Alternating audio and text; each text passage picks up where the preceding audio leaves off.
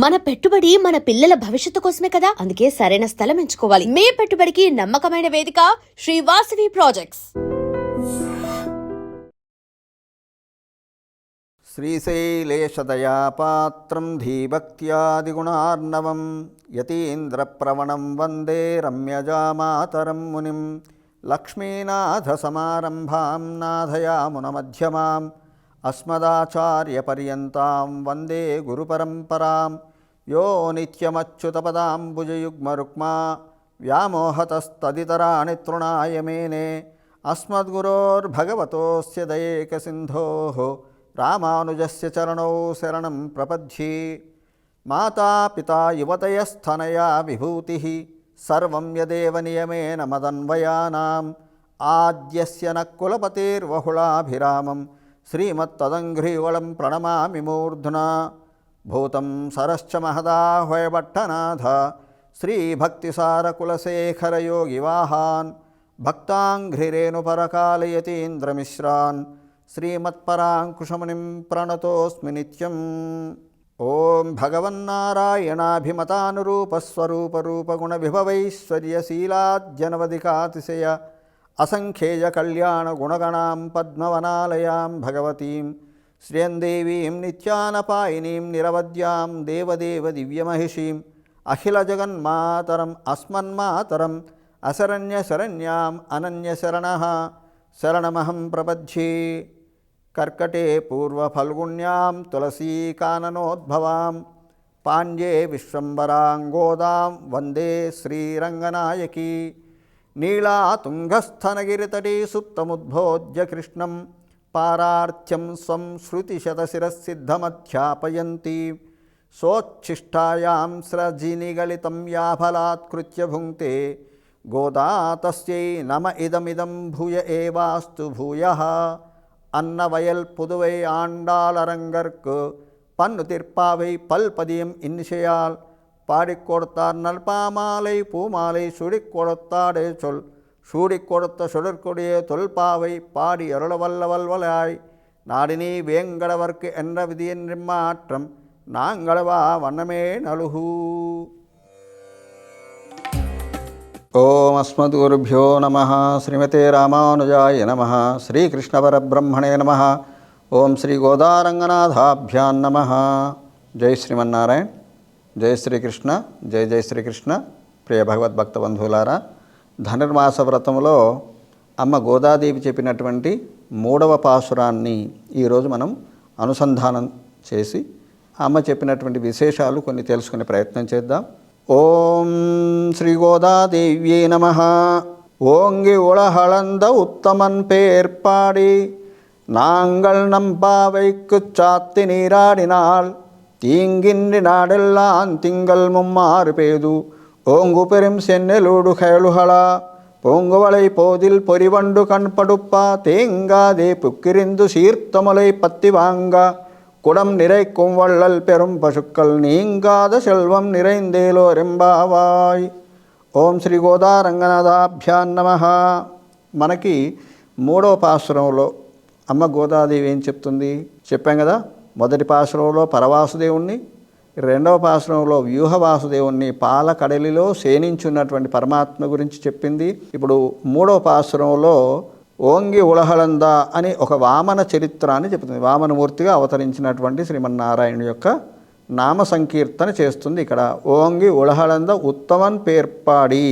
ఓంగి ఒక్కసారిగా పెరిగి. వామనుడు చిన్న పిల్లవాడిగా ఒక వటువుగా వచ్చాడు బలిచక్రవర్తి దగ్గరికి. 3 పాదాల అడుగును స్థలాన్ని అడిగాడు, 3 అడుగుల స్థలాన్ని. అయ్యో చిన్న పిల్లవాడు కదా, నా పాదంతో కలిసిస్తాను, నీ పాదం ఇంతే ఉంది కదా అంటే, పర్వాలేదనా ఇంత పాదమైనా నా పాదంతోటే యుక్తి కదా. శ్రీ మహావిష్ణువు మహామాయావి, ఆయన మాయలు ఎవరు తెలుసుకోగలరు, కాబట్టి నా పాదంతో ఇవయా 3 అడుగులు అన్నాడు. సరే అని చెప్పి ఇచ్చాడు. ఆయన పాదంతో 3 అడుగులు కొలిచి, ఒక పాదంతో భూలోకాన్నంతా, ఇంకొక పాదంతో పైలోకాలన్నీ కొలిచి, ఊర్ధ్వలోకాలు అధోలోకాలన్నీ 2 పాదాలతో కొలిచి, 3వ పాదంతో ఆ 3వ పాదాన్ని బలిచక్రవర్తి యొక్క శిరస్సు పైన ఉంచి పాతాళ లోకానికి అధిపతిని చేశాడు. రావణాసురుణ్ణి సంహరిస్తే అస్త్రశస్త్రాలు వేసి సంహరించాడు. భగవంతుడి కరస్పర్శ జరగలేదు. కాబట్టి వాటితోటే అంతమైపోయాడు వాడు. కానీ బలిచక్రవర్తి అలా కాదు.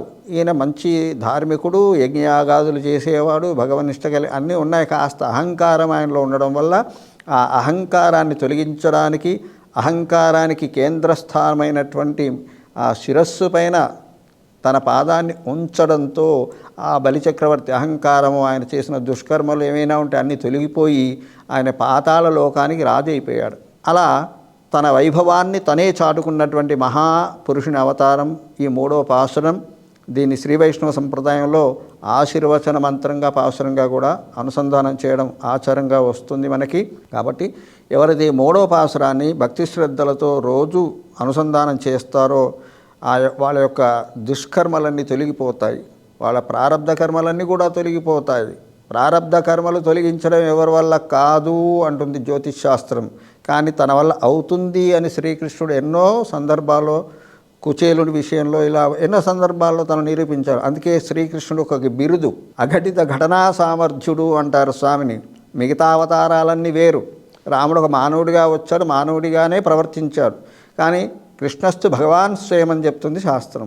భగవంతుడే ఆవిర్భవించాడు శ్రీకృష్ణుడే స్వయంగా. కాబట్టి భగవద్ లీలలన్నీ అసాధారణమైన ఏ మానవుడు కూడా చేయలేని లీలలు పసితనంలోనే చూపించాడు మనకి. 8వ రోజు పూతను చంపడం, ఆ తర్వాత శకటాసురుడిని చంపడం, ఆ తర్వాత 12 సంవత్సరాల లోపలనే మొత్తం రాక్షసులందరినీ, కంసాదులందరినీ కూడా 12 సంవత్సరాల వయసు వచ్చే వరకు మట్టు పెట్టగలిగినాడు. ఇది మరి సామాన్య మానవుల వల్ల అవుతుందా? కేవలం భగవంతుడికే సాధ్యమవుతుంది. కాబట్టి అలా భగవంతుని యొక్క అవతార తత్వాన్ని, పరిపూర్ణమైనటువంటి గొప్పతనాన్ని ఈ పాసురం మనకు తెలియజేస్తుంది. 3 పాదాల ద్వారా తను విక్రమించి త్రివిక్రముడైనాడు అన్నమాట. ఆ వామని యొక్క నామాన్ని మనం అనుసంధానం చేస్తూ ఈ వ్రతాన్ని ఆచరిద్దామని చెప్తుంది గోదాదేవి మనకి. ఇంకేంటట, 3 లోకాలను కొలిచిండు. 3 లోకాలను ఎందుకోసం కొలిచాడు? తన కోసమా? కాదు, పరోపకారం కోసం. అక్కడ ఎవరైతే ఈ బలిచక్రవర్తితో పీడింపబడుతున్నారో, బాధ కలుగుతుందో వాళ్ళందరినీ రక్షించడం పరోపకారం. కాబట్టి ఆ పరోపకారం కోసం ఆయనే తన గొప్పదనాన్ని చాటుకున్నాడు. నామున్ నంపావైకు గానం చేసి మన వ్రతాన్ని మనం ఆచరిద్దాం, అనుసరిద్దాం. నంపావైకు అంటుంది. ఎట్లాగా? శ్రద్ధతో చేయాలి. మనం ఏ పూజ చేసినా సరే, కనీసం మనకు ఇంకా పూజలు, నోములు, వ్రతాలు చేసే విధానం తెలియదు, టైం లేదు, శ్రద్ధ లేదు. కాబట్టి కనీసం దీపారాధన చేసినా కూడా ఒక శ్రద్ధ ఉండాలి, దానికి ఒక భక్తి ఉండాలి. దీపారాధన ఎలా చేయాలి కనీసం అది మనం పెద్దల ద్వారా తెలుసుకోవాలి. మరో సందర్భంలో చెప్పుకుందాం. అయితే ఆ దీపారాధన చేయడానికి కూడా శ్రద్ధతో చేస్తేనే దీపారాధన ఫలితం మనకు వస్తుంది.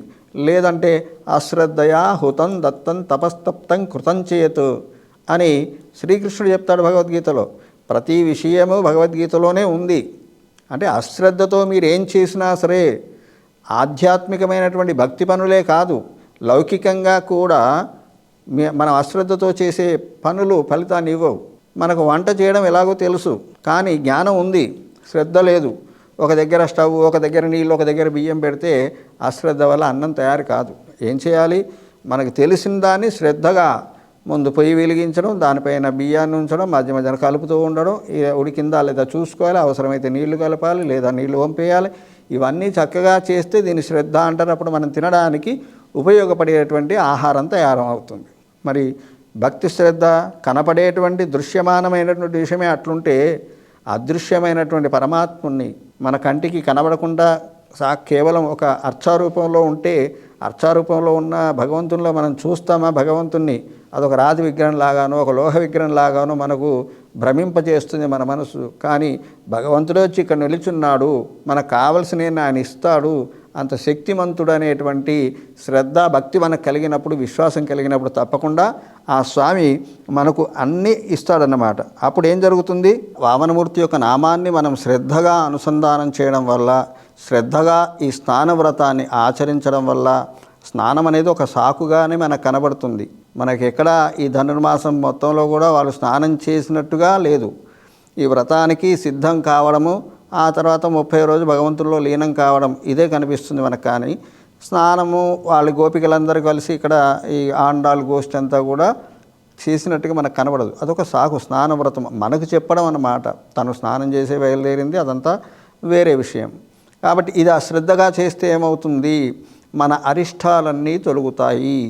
ఎలాంటి అరిష్టాలు అంటే, ఒక కులంలో ఒక మంచివాడు పుడితే ఆ కులానికంతా కూడా గొప్పతనాన్ని ప్రాప్తిస్తుందట, సంప్రాప్తిస్తుంది. అలాగే ఒక గ్రామంలో మంచివాడు ఉంటే ఆ గ్రామానికి కూడా అదంతా వస్తుంది.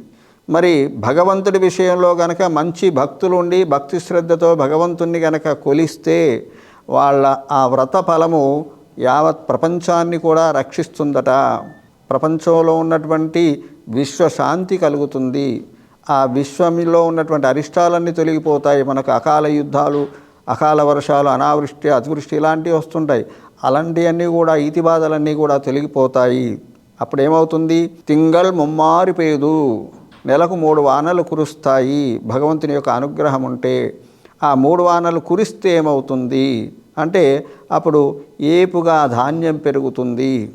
అప్పటి కాలంలో ఇప్పుడున్నటువంటి రకాలు లేవు. వరి ధాన్యం, అప్పుడు ఎర్రటి వరి కంకులు ఉండేవి. మా చిన్నతనంలో కూడా మేము చూసాం, తిన్నాం.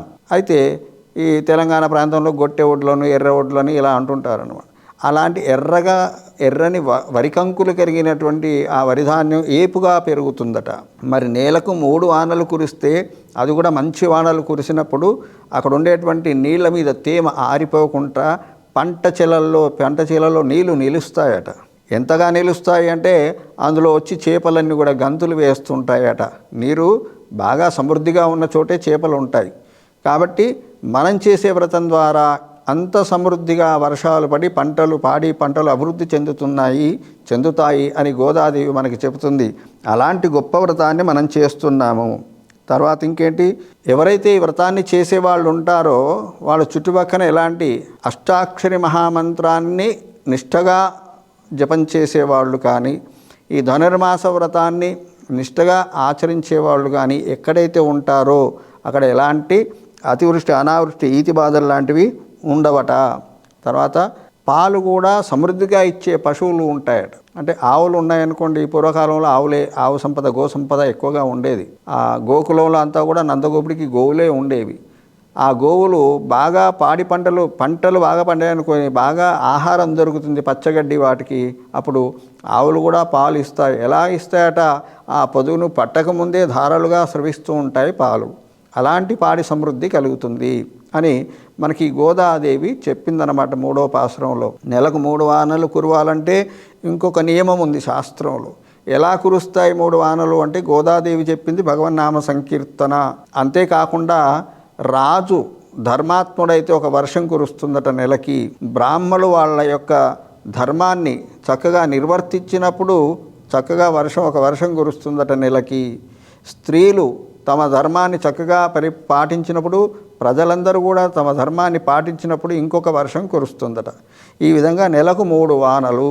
మనకి అన్నమాచార్య వారి సంకీర్తన, నెల 3 శోభనాలు నీకు నతనికే తగునమ్మా అని అలా భగవంతుని యొక్క వైభవాన్ని చెప్పినట్టు నెల 3 వానలు కురుస్తాయి ఈ ధనుర్మాస వ్రతం చేయడం వల్ల.